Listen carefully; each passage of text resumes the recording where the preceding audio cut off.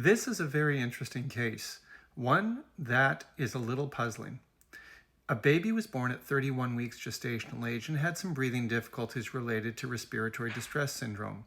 In other words, they were missing something called surfactant, which leads to the lungs being a bit sticky. The baby was given surfactant, which interestingly we get from cow lung, and after getting surfactant, their oxygen requirements came down to room air. The following day, though, however, the oxygen requirements went up to 90%, and this x-ray was taken. If you haven't guessed it, the arrow is pointing at something important. What you're seeing is the heart surrounded by a black rim.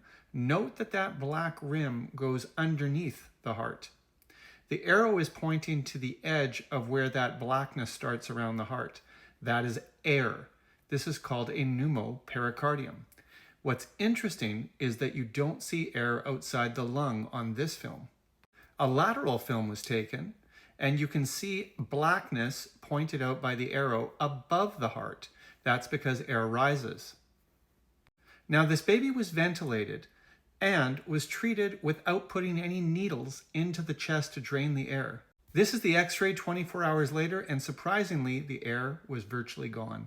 This is an example of benign neglect. Sometimes if you do nothing, things get better.